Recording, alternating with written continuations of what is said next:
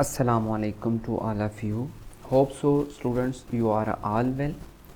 तो इस वीडियो के अंदर नो डाउट मैं एक अनाउंसमेंट करूँगा लास्ट पे बैच 2 के लिए, लेकिन उससे पहले बहुत सारे जो स्टूडेंट्स हैं उनके क्वेश्चन हैं और वो कन्फ्यूजन का शिकार होते हैं कि हमें क्या करना चाहिए। तो सबसे पहले तो मैं एक स्ट्रैटेजी बताऊंगा कि आपको एक लेक्चरर बनने के लिए और इस टेस्ट को कंडक्ट करने के लिए या इस टेस्ट में अपीयर होने के लिए आपको किस तरीके से आगे बढ़ना चाहिए। तो स्टेप टू स्टेप मैं आपको सारी की सारी चीज़ें बताऊंगा।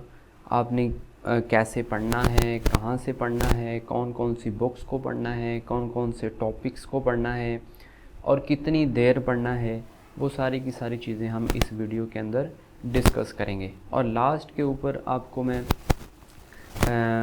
बता दूंगा कि हम कैसे आपको प्रिपेयर करवाएंगे। तो लेट्स स्टार्टेड। सबसे पहली बात तो ये है कि चीज़ें आप सुनते रहते हैं इधर उधर से खबरें कि लेक्चरर की जॉब का जो रीटेस्ट होना है वो तो केस अंडर कोर्ट है, और दूसरी चीज़ ये है कि लेक्चरर न्यू जॉब्स तो जो थी पीपीएससी ने वो अपडेट भी की थी, लेकिन ड्यू टू सम रीज़न वो जब लीक पेपर का स्कैंडल सामने आ गया तो उन्होंने उसको रिमूव कर दिया। इट्स मीन कि वो 3300 सीट्स थी जो न्यू थी और उसमें मोस्टली जो थी वो फ़ीमेल के लिए थी। 27,100 जो सीटें थी वो फ़ीमेल के लिए थी। तो नो डाउट हम लोगों में एक फ़ॉल्ट है, हम लोग इंतज़ार करते हैं कि किस दिन टेस्ट की डेट अनाउंस हो और 10-15 दिन, ज़ाहिर सी बात है एक टेस्ट की डेट जो होती है वो 10-15-20 या महीना पहले अनाउंस होती है, तो हम फिर उस वक्त सर पकड़ लेते हैं क्या पढ़ें।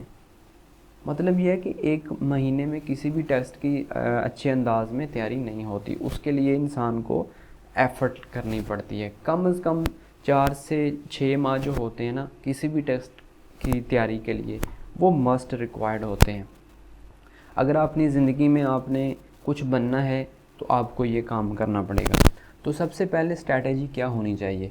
सबसे पहला पॉइंट ये है कि आपको एक गोल अपना सेट करना है कि भाई आपने लेक्चरर बनना है तो बनना है, ठीक है। और आप लोगों को ये इल्म होना चाहिए कि अभी कितनी सीटें थी हम केमिस्ट्री की 80 या 90 के करीब मेल की थी और 100 के करीब जो थी वो फ़ीमेल की थी।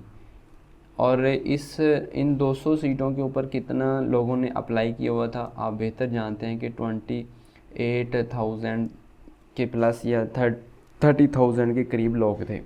तो अब इतना ज़्यादा कंपटीशन होता है तो उसके लिए ज़ाहिर है आपको एक कंपटीशन में जाना है तो आपको तैयारी भी उसी अंदाज़ में रखनी चाहिए, आप उस काबिल हों कि लोगों को compete कर सकें। तो आपने एक सबसे पहले अपना गोल बना लिया और अपने जहन में सारी की सारी चीज़ें सेट कर लें कि भाई जिस मंजिल की तरफ मैं जा रहा हूँ उस मंजिल में कंपटीशन है। और कंपटीशन तो ऑब्वियसली है, आप लोगों को सोसाइटी की सिचुएशन का पता है। एक जॉब आती है तो पता नहीं कितने लाख लोगों ने वहाँ पे अप्लाई किया होता है। तहसीलदार का पेपर हो, यू नो वेरी वेल कि कितने लोग अप्लाई कर रहे हैं। उसके बाद दूसरा जो पॉइंट होता है ना, जब आपने एक गोल सेट कर लिया कि मैंने लेक्चरर के लिए तैयारी करनी है, उसके बाद सेकंड चीज़ है कि आप उसके जो प्रीवियस पेपर होते हैं ना, प्रीवियस पेपर को सबसे पहला काम ही ये करना है कि आपने प्रीवियस पेपर चेक करने हैं। 2-3 साल के देख लें प्रीवियस पेपर को देखने से और उस देखना ही नहीं है, उसको पूरा क्या बोलते हैं ना, उसका एनालिसिस करना है कि वहाँ उस कहाँ से पूछे हुए हैं क्वेश्चन, किस किस चीज़ को टच किया हुआ है, क्या उसका अंदाज़ है पूछने का। तो ये सारी की सारी चीज़ें उसमें इंक्लूड होनी चाहिए, ठीक हो गया।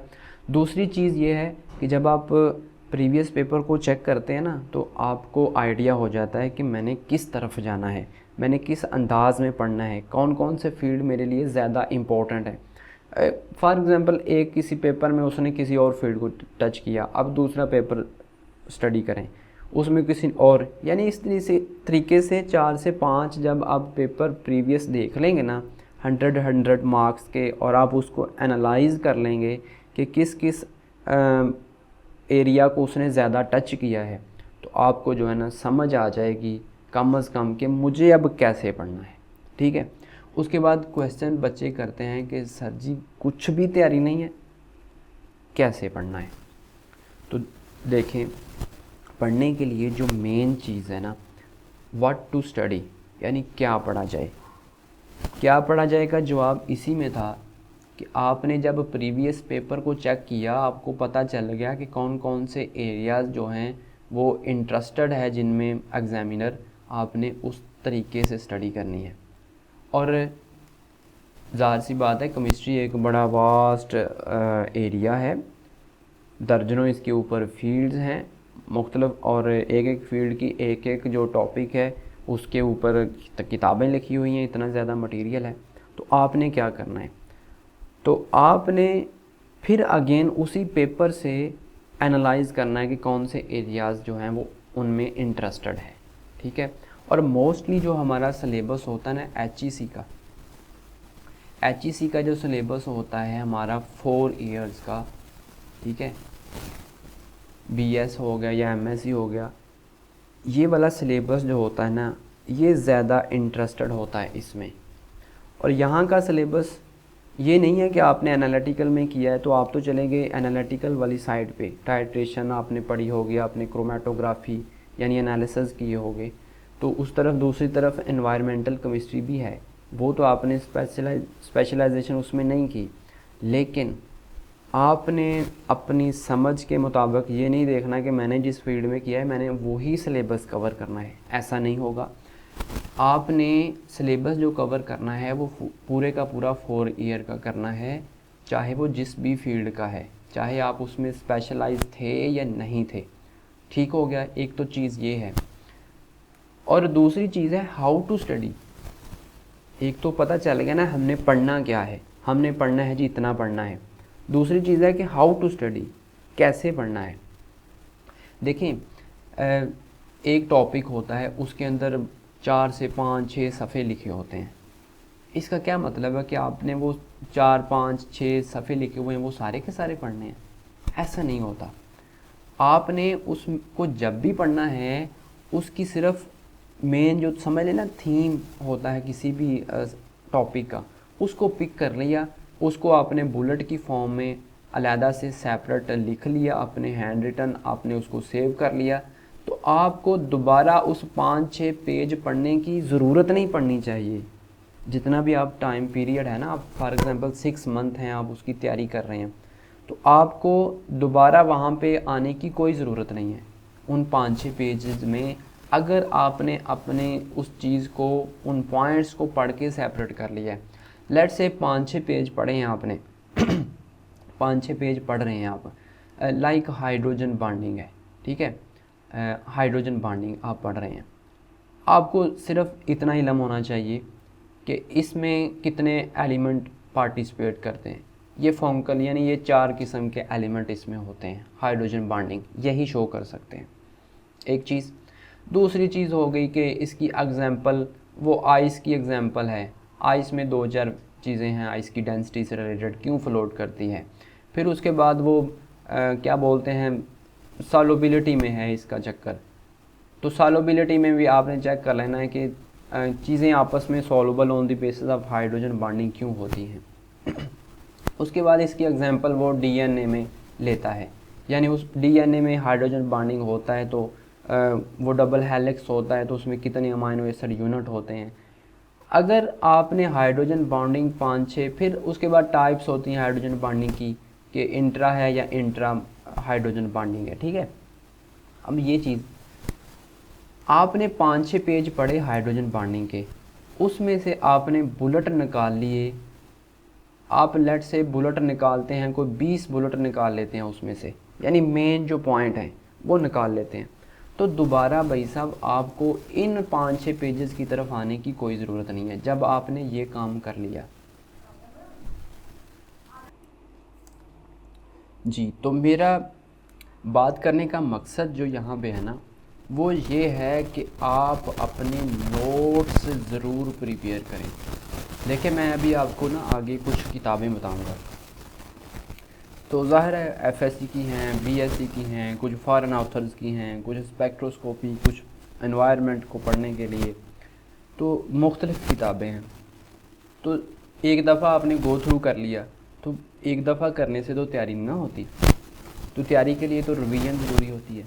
तो रिवीजन फिर बार बार आप अगर चाहें, एक दफ़ा आपने 3 माह में, लेट से आपको 3 मंथ लग गए हैं एक दफ़ा उसको कंप्लीट करने में, ठीक है।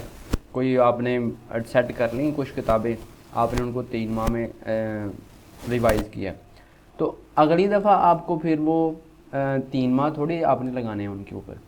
अगर आपने 3 मंथ में उनको रीड आउट किया है, तो उनमें से ऐसे नोट्स प्रिपेयर करें शॉर्ट किस्म के कि दोबारा उन किताबों की वरगर्दानी ना आपको करनी पड़े, बल्कि आप अपने नोट्स को रिवाइज़ करें।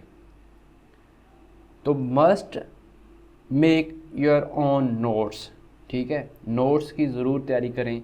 ये आप मुझसे भी बेहतर समझते होंगे कि एक टॉपिक को आपने 3-4 किताबों से पढ़ा है तो बार बार ऐसा नहीं हो सकता, इसलिए आप उसका डाटा एक जगह पे कंबाइन कर लें नोट्स की फॉर्म में। और नोट्स आपको पता है कि एक चैप्टर को फिर नोट्स प्रिपेयर हों तो एक चैप्टर को बंदा आधे घंटे में भी पढ़ लेता है, अगर ना हो तो फिर 2-3 घंटे लगे रहें। उसके बाद है, ये तो होगी बात हाउ टू स्टडी, कि स्टडी के दौरान आपने करना क्या है, ठीक है। How to study relevant topics, उसकी बात भी हो गई कि जब आप पेपर को एनालिसिस कर लेंगे ना, तो आपको पता चल जाएगा कि मैंने कैसे पढ़ने हैं। अदरवाइज़ तो केमिस्ट्री एक वास्ट सब्जेक्ट है, बहुत सारी इसकी ब्रांचेस हैं, बड़ी बड़ी लेंथी किताबें लिखी होती हैं, तो सारी की सारी तो नहीं ना पढ़नी आपने टू दी पॉइंट रहना है, ठीक है।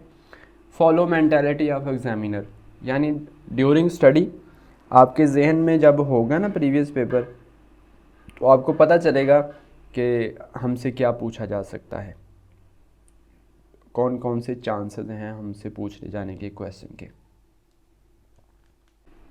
जी, यहाँ तक तो हो गई बात कि आपने अपने आप को स्टार्ट कहाँ से लेना है, ठीक है। दूसरी बात है, मिसाल के तौर पर जो आपका प्रीवियस पेपर हुआ अभी जो 2020 में हुआ था, ये उसके बारे में लिखी हुई हैं कुछ चीज़ें। ये ऑब्ज़र्वेशन है कि कहाँ कहाँ से पेपर उसका आया हुआ था, ठीक है। तो देखें, ये वाले पोर्शन हैं जो कि इंटरेस्टेड है, जिनमें examiner according to previous paper, ठीक है, एफएससी में से इतने परसेंट था, ये जो है ये सारी की सारी परसेंटेज लिखी हुई है। ये नंबर ऑफ़ एमसीक्यूज़ लिखे हुए हैं, 26 फ़िज़िकल के थे, इनऑर्गेनिक 14 हैं, ऑर्गेनिक सिर्फ़ और सिर्फ 8 हैं, और ऑर्गेनिक में से 20 जो थे कुछ स्टीरियो के थे। स्टीरियो के तो चलो मैंने सेपरेट किए हुए हैं, ऑर्गेनिक में आइडेंटिफिकेशन में से थे और कुछ नेम रिएक्शन में से थे। ये 2 चीज़ें इंपॉर्टेंट हैं आपके लिए ऑर्गेनिक में से। फिर उसके बाद बायोकेमिस्ट्री बहुत इंपॉर्टेंट था, environmental chemistry 8 question, stereo 3, spectroscopy 5, salt analysis and practical 3। देखें यहाँ पे मैं एक आपको चीज़ बताऊँ, अब स्पेक्ट्रोस्कोपी है, स्पेक्ट्रोस्कोपी को अगर आप देखें तो पूरी किताबें लिखी हुई हैं इसके ऊपर, ठीक है, स्पेक्ट्रोस्कोपी के ऊपर। तो आप कोई भी किताब लेके बैठ जाएं और स्पेक्ट्रोस्कोपी पढ़ते रहें, ये काम नहीं करना। यानी आप जब प्रीवियस पेपर को देख लेंगे तो आपको आइडिया हो जाएगा कि किस नौइयत के क्वेश्चन वो हमसे पूछता है, ठीक है। मैं वही अगेन बात बता रहा हूँ कि जब आप स्पेक्ट्रोस्कोपी को पढ़ने लगें तो just note down the main points, ठीक है। कोई भी टॉपिक पढ़ने लगें तो उसके नोट्स ज़रूर तैयार करें। यहाँ तक तो बात हो गई पेपर की। अगली बात है कि हमने स्टडी कौन से बुक्स पाकिस्तान की करनी है। मैंने आपको बता दिया ना कि हमने HEC का सिलेबस करना है, ठीक है।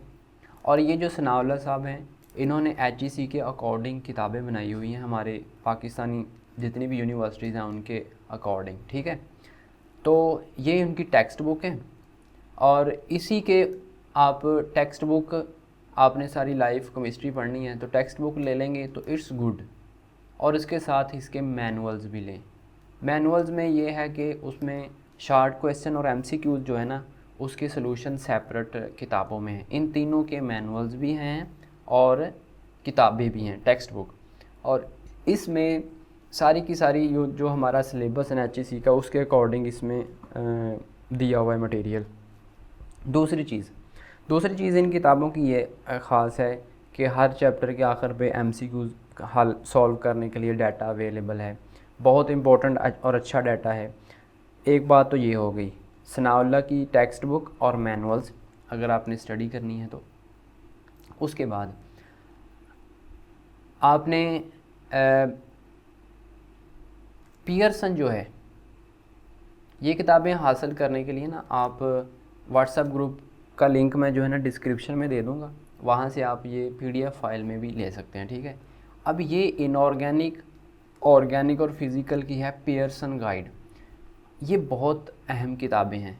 इनमें बुलेट्स की फॉर्म में ना, बुलेट्स की फॉर्म में और बिल्कुल इजी लैंग्वेज में जो है उन्हीं चीज़ों को डिस्कस किया हुआ है और मैक्सिमम कंटेंट इसमें कवर है, ठीक है। और बड़े ही अच्छे अंदाज में, बड़े ही सादा सिंपल लैंग्वेज में है, ठीक है। आप इन चीज़ों को पढ़ सकते हैं फ़ौरन के तौर पर। आपको पता है कि जब भी हम देखते हैं ना ये जो इंग्लिश लोग हैं उनकी किताबें इतनी टफ़ होती हैं, पहली बात तो ये है। और दूसरी बात यह है कि वो लेंथी बहुत ज़्यादा होती हैं, ठीक है। तो आप अगर ये वाली लेंगे तो ये ऐसे ही लगेगा कि जैसे हमारी अपनी ही ज़ुबान में है, सादा से इंग्लिश में है, ठीक है। उसके बाद एडवांस को पढ़ने के लिए आप ये बुक्स ले सकते हैं। स्पेक्ट्रोस्कोपी को पढ़ने के लिए ये है और एनवायरमेंटल केमिस्ट्री के लिए ये है। ये भी पीडीएफ में अवेलेबल है ये वाली, ये बिल्कुल भी नहीं है। लेकिन ये है कि एनवायरमेंटल केमिस्ट्री के लिए इतनी बड़ी किताब पढ़ते रहना ये भी अच्छी बात नहीं है। तो फिर क्या करना पड़ेगा? फिर मैं अगेन वही बात कर रहा हूँ कि आप एनवायरमेंटल केमिस्ट्री को आप सनाउल्लाह साहब की जो है ना, चौधरी सनाउल्लाह साहब की अप्लाइड केमिस्ट्री में से पढ़ सकते हैं। अप्लाइड केमिस्ट्री में एनवायरनमेंट का टॉपिक दिया हुआ है, ठीक है, वो आप पढ़ सकते हैं, वहाँ से पढ़ सकते हैं। इसी तरह जहाँ से भी आपको अच्छा मटेरियल मिले लेकिन रहना टू दी पॉइंट है, ज़्यादा एक्सट्रीम डिटेल में नहीं जाना। ये तो बात होगी कुछ किताबों की कि आपने कौन कौन सी किताबें पढ़नी है, ठीक है। ये मेरी ऑब्ज़र्वेशन है और कुछ हमारे सीनियर हमारे टीचर जो हैं उनकी ऑब्ज़र्वेशन है, बहुत सीनियर टीचर जिनकी ऑब्ज़र्वेशन है। लेकिन नो डाउट हर एक की अपनी एक राय हो सकती है, ठीक है। उसके बाद जी जो फाइनल चीज़ है वो है बैच 2 है। बैच 1 हमने स्टार्ट किया हुआ है, वो था हमारा 3 जुलाई से लेके 20 तक, और ये जो हमने स्टार्ट किया ये 12 जुलाई से लेके 1 अगस्त तक होगा। और इसमें हम ये वाले सारे के सारे जो मेंशन हैं ये सीरियल नंबर हैं, टेस्ट हैं। टोटल हमारे टेस्ट इसमें 15 टेस्ट हैं और इस डेट को होंगे, जिसमें से 3 पेपर हैं जिसमें टॉपिक लिखे हुए हैं और चौथा जो पेपर होगा हमारा कंप्लीट इनऑर्गेनिक का होगा। इसी तरह 3 पेपर होंगे और चौथा हमारा कंप्लीट फिज़िकल का होगा। इसी तरह हमारे फर्दर 3 होंगे और तीसरा पेपर कंप्लीट जो होगा वो ऑर्गेनिक केमिस्ट्री का होगा। और लास्ट पे हम 3 जो है वो बिल्कुल 100 MCQs के, बिल्कुल नो डाउट ये जो टेस्ट हम बना रहे हैं ये भी 50-50 MCQs हैं इसमें हर टेस्ट में, ठीक है। और 50-50 MCQs हैं, बिल्कुल ऑथेंटिक टाइप के MCQs हैं। और इसको चेक करने के लिए आप एक वीडियो मैंने अपलोड भी की हुई है इसी चैनल के ऊपर, बैच 1 के लिए टेस्ट 1 के नाम से है, ठीक है। आप उसको भी वॉच कर सकते हैं फॉर सैम्पल चेक करने के लिए। तो हमारे ये 15 पेपर होंगे और 15 में हम तकरीबन जो है ना आपकी केमिस्ट्री 5 दफ़ा रिवाइज़ करेंगे विद इन दीज डेज़। अगर आप कमिटेड हैं, ठीक है। अगर आपने एक्चुअल में, चूँकि टाइम कम है, तो एक्चुअल में अगर आप पेपर देना चाहते हैं तो 5 दफ़ा सिर्फ रिवीजन होगी इन दिनों में, अगर हमारे साथ आप जुड़ते हैं तो। अगली बात फीचर क्या होंगे जी, 30+ वीडियो लेक्चर होंगे।